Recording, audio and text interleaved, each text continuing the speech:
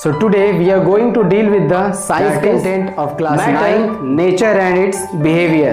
It is a broad topic, and in this we are going to discuss about the Tyndall effect, Brownian movement, solution, solute, colloidal solution, suspension and types of solution.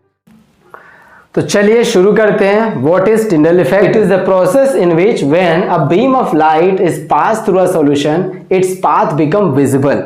इसका मतलब जब किसी light है, यहाँ पर एक torch का source है जैसा आप देख सकते हैं, यदि हम एक सॉल्यूशन में इसको पास करवाएं तो क्या होगा, इट्स पाथ बिकम विजिबल. इसका जो पाथ है सॉल्यूशन से जाते हुए हमको दिखाई देगा.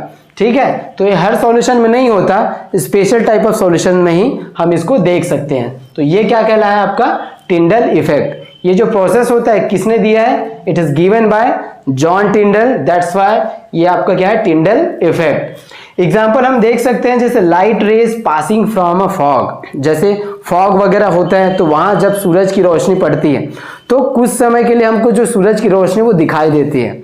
या फिर आप घना जंगल वगैरह में जाएंगे, ठीक है, तो वहां पर जो लाइट है जहां पर बहुत डिम, बहुत ही कम पहुंचता है, तो वहां पर जब लाइट रेज पास होती है तो लाइट रेज हमको दिखाई देती है.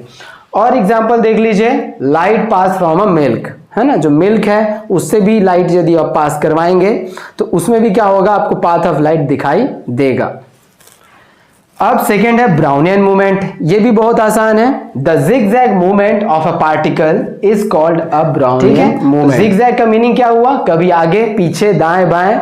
ठीक है, तो ये जो पार्टिकल्स के मूवमेंट होते हैं, जैसे आपको पता है एयर पार्टिकल्स या फिर डस्ट पार्टिकल, वो बहुत लाइट होते हैं. ठीक है, हल्की से हवा में कभी आगे पीछे ऊपर नीचे, मतलब ये मूव करने लग जाते हैं, तो इसको बोला जाता है Brownian movement. And it is given by Robert brown इन 1827. कई बार आप बोल भी सकते हैं कि हम भी तो ब्राउनियन मूवमेंट करते हैं, कभी आगे पीछे. ये नहीं है, क्योंकि हमारा माइंड स्टेबल है, हम जानते हैं कि हम आगे जा रहे हैं पीछे जा रहे हैं, लेकिन पार्टिकल्स इतने हल्के होते हैं और इनका फ्लो कहीं भी बदलता रहता है, इसलिए इसको ब्राउनियन मूवमेंट की कैटेगरी में रखा गया है. हमारा अगला टॉपिक है मिक्सचर. चलिए मिक्सचर के बारे में जानते हैं. What is mixture? When two or more substances simply combined or arranged at a place are called mixture. इसका मतलब दो या दो से ज्यादा सब्सटेंस जब सिंपली अरेंज होते हैं या कंबाइन होते हैं तो उसको हम क्या बोलेंगे, मिक्सचर. एग्जाम्पल देख लीजिए, सैलेड. सैलेड किसका किसका मिक्सचर होता है, मिक्सचर ऑफ डिफरेंट वेजिटेबल्स. और चिप्स, चिप्स भी मिक्सचर होता है क्या, सोचिए. हाँ, वो भी मिक्सचर होता है, क्योंकि उसमें भी जो पोटैटो है, चिली है, सॉल्ट, इस सब का मिक्सचर रहता है. ठीक है, तो सोडा वाटर, सी वाटर, मडी वाटर, ये सारे मिक्सचर हैं. इसके अलावा भी बहुत सारे एग्जाम्पल हैं. शुगर सॉल्यूशन, वो भी क्या होगा, मिक्सचर होगा. Glucose solution mixture, tea mixture. तो बहुत सारे एग्जाम्पल है. Now let us see types of mixture. First one is homogeneous, second one is heterogeneous. So what is homogeneous and heterogeneous? Let's see. First, homogeneous, its constituent particle are uniformly distributed. इसका मतलब क्या है, ऐसे mixture जिसके particle एकदम distributed हो, एकदम similar size के हो. एग्जाम्पल के तौर पे जब आप शक्कर को पानी में घोलते हैं तब क्या होता है, पूरा का पूरा शक्कर जो है, यदि कम अमाउंट में शक्कर डाली तो पूरा घुल जाता है, जैसे वहां जादू हो गया हो और पूरा का पूरा गायब हो जाता है. ये क्यों होता है, because of the particle size of the water is similar to the particle size of that sugar. तो उसके जो पार्टिकल है वो यूनिफॉर्मली डिस्ट्रीब्यूटेड होंगे. लेकिन हेटेरोजेनस कैसे होते हैं, constituent particles are non uniformly distributed.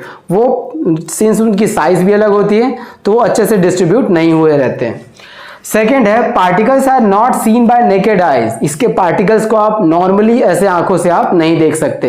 Example के लिए शुगर सॉल्यूशन या सॉल्ट सॉल्यूशन को इमेजिन करो, है ना. आप जब आप देखेंगे तो उसमें ट्रांसपेरेंसी आपको दिखाई देती है.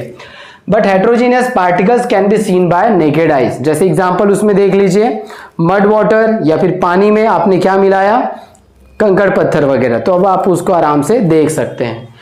थर्ड है पार्टिकल में बी सेम और सिमिलर इन साइज. इसका मतलब पार्टिकल के जो साइज होंगे, जिसको आपने घोला, सपोज सॉल्यूट है, आपने शुगर को घोल दिया पानी में जो कि सॉल्वेंट है, तो उस दोनों के जो पार्टिकल साइज है वो लगभग सेम होते हैं.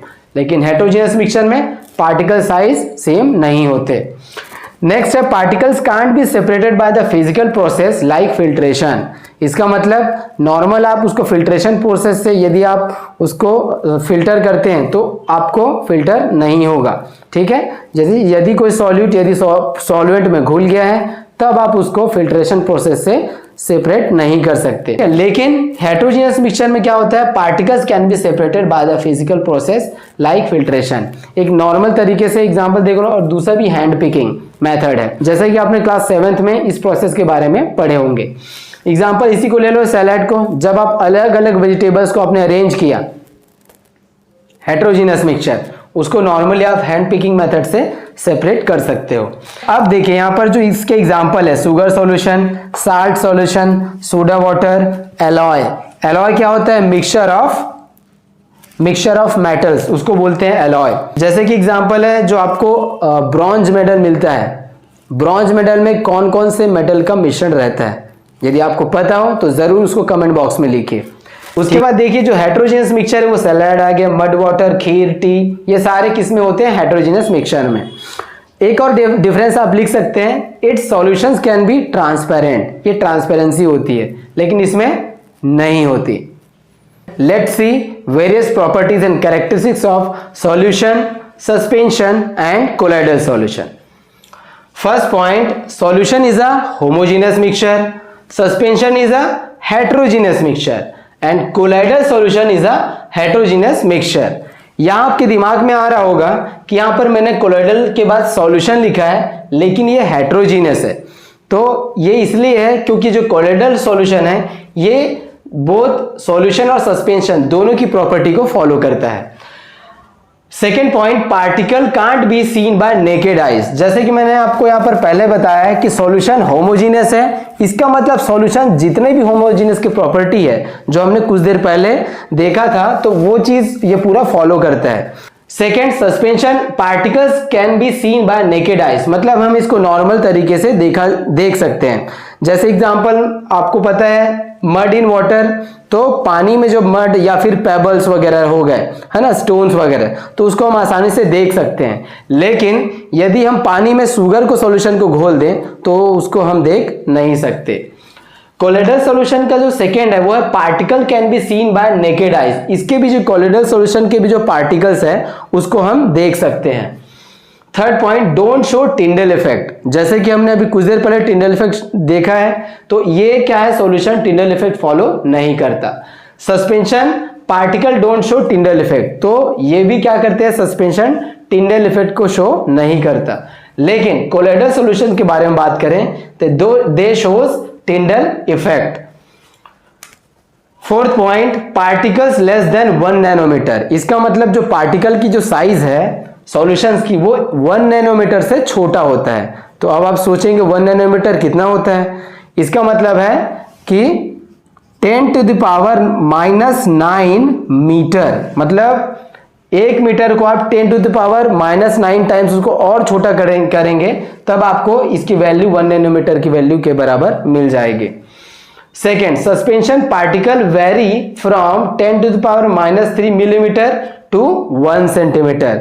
इसका मतलब क्या है, 10⁻³ से ये बड़ा होता है 1 सेंटीमीटर तक या उससे भी बड़ा हो सकता है।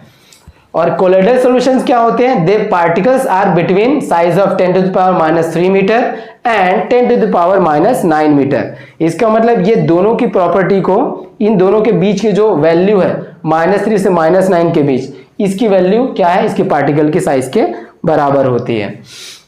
अब पांचवा, they do not settle down due to gravity.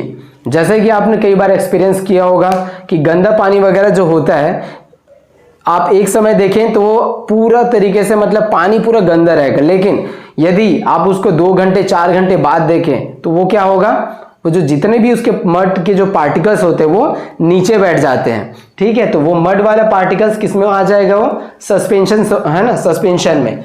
लेकिन सॉल्यूशंस के जो पार्टिकल होते हैं वो कभी भी ग्रेविटी के वजह से नीचे नहीं बैठते। ठीक है, यदि आपको यकीन ना हो तो आप जरूर 1 गिलास पानी में 1 चम्मच शक्कर घोल के देख सकते हैं। उसको 1 दिन 2 दिन 3 दिन तक भी रखेंगे तब भी आपको जो पार्टिकल्स है वो आपको नीचे सेटल डाउन नहीं मिलेंगे। इसलिए they do not settle down due to gravity, but particles settle down due to gravity in a suspension and particles do not settle down due to a gravity in colloidal solution. जैसे कि मैंने आपको बताया, जो colloidal solution है वो solution क्यों लिखा है, क्योंकि इसमें सस्पेंशन और सॉल्यूशन दोनों के जो प्रॉपर्टीज है वो फॉलो करता है। Next point, they do not scatter beam of light. इसका मतलब क्या है कि जब बहुत सारे मॉलिक्यूल्स यदि पानी में रहते हैं, ठीक है, तो आप यदि टॉर्च वगैरह जलाएंगे उसमें, तो टॉर्च से जो रेस वो उसमें जाएगी तो वो इधर उधर नहीं जाती, क्योंकि आपको पता है ट्रांसपेरेंट है, तो पूरा का पूरा लाइट रेस ए सॉल्यूशन से जो एक साइड से दूसरे साइड निकल जाता है। लेकिन सस्पेंशन देखो स्कैटर बीम ऑफ लाइट, इसका मतलब लाइट उसमें टॉर्च वगैरह आप जलाएंगे ऐसे सॉल्यूशन जैसे मड वाटर, टर्मेरिक वाटर, तो या तो हो सकता है कि पार्टिकल्स जो आपके लाइट है वो या तो क्रॉस करें या फिर टकराने के बाद इधर उधर वो रिफ्लेक्ट हो जाएंगे। And in colloidal solution they scatter beam of light, it is also scatter beam of light, जैसे कि ये टिंडल इफेक्ट को शो करता है, तो ये तो आपको समझ में आ ही जाएगा। लास्ट पॉइंट है डू नॉट, लास्ट पॉइंट देखो example, sugar solution, salt solution और एलॉय। एलॉय क्या होते हैं, they are the mixture of metals. Okay, तो ये इसके एग्जांपल हो गए सॉल्यूशन के। तो होमोजीनियस मिक्सचर के जितने एग्जांपल है उस सारे को आप सॉल्यूशन के एग्जांपल में भी लिख सकते हैं। सस्पेंशन की भी जो एग्जांपल है ये पूरे हेट्रोजीनियस होते हैं, तो हेट्रोजीनियस के जितने एग्जांपल है आप यहाँ सस्पेंशन में लिख सकते हैं, like mud water, turmeric water. Okay, now colloidal solution example is fog, smoke, okay, milk of magnesia is magnesium hydroxide and cloud. तो ये जो तीन है सॉल्यूशन, सस्पेंशन और कोलोइडल सॉल्यूशन, इसके जो है now let us discuss parts of solution and types of solution. So parts of solution having two parts, first is presence of solute and second is presence of solvent. Okay, so let us see what is solute and what is solvent. So solute, it always present in a small amount in a solution, okay, like salt, sugar, glucose etc. So ये क्या होते हैं, जैसे आपने पानी में आपने शक्कर को मिलाया या फिर नमक को मिलाया, तो क्या है जो नमक है या फिर जो आपको शुगर को जो आपने मिलाया है, तो ये क्या होगा सॉल्यूट, जो हमेशा कम अमाउंट में प्रेजेंट होगा, और जो वाटर है, वाटर क्या कहलाएगा, solvent. So try to imagine that you are adding 1 spoon of sugar in a water. Okay, so that sugar is known as solute and water is known as solvent. So solvent is it always present in a large amount in a solution. Example, water, alcohol and tarpon oil. So let us see types of solution. So basically there are 3 types of solution. First is unsaturated solution and second is saturated solution and third is super saturated solution. So let us see unsaturated solution, a solution in which solute concentration is very less than the solvent concentration, so that is known as unsaturated solution. It's very easy. And second is saturated solution, a solution in which no more solute can be dissolved. Imagine कीजिए कि आपके पास जो है पानी, 1 गिलास पानी है, ठीक है, उसमें आपने पहले बार में 1 चम्मच शक्कर डाला, फिर उसी में फिर दूसरा, ठीक है, वो घुल जाएगा, फिर तीसरा डालेंगे तो शायद वो और घुल जाएगा। उसी तरीके से आप 4 या 5 या 6 चम्मच यदि आप शक्कर उसमें डालते हैं तो एक ऐसा समय आएगा कि वो शक्कर उसमें घुलेगा ही नहीं, ठीक है, जितना आप डालेंगे, आप कितना भी घोल लेंगे वो नीचे बचने लगता है, तो ऐसे कंडीशन को बोला जाता है सैचुरेटेड सॉल्यूशन, ठीक है, a solution in which no more solute can be dissolve. Now next is super saturated solution. अब ये सुपर सैचुरेटेड सॉल्यूशन क्या होते हैं, a solution in which at lower temperature amount of solute concentration is more than the solvent. Imagine कीजिए जो चाशनी है, ठीक है, चाशनी जिसमें हम जलेबी और रसगुल्ला वगैरह डुबाते हैं, वो क्या है, एक टाइप से सुपर सैचुरेटेड सॉल्यूशन है। उसमें क्या होता है, पहले चीनी को बहुत ज्यादा अमाउंट में डाला जाता है, लेकिन जब पूरा बनने के बाद जब उसको ठंडा किया जाता है तो वो एकदम जम जाता है। क्यों? क्योंकि अमाउंट ऑफ सॉल्यूट कंसंट्रेशन उसमें ज्यादा होता है। तो आई होप आपको ये सारी चीज समझ में आ गई होगी। If you like the video, press like button, also subscribe button and share it to your friends so that they also get the knowledge. Thanks for watching and have a great time.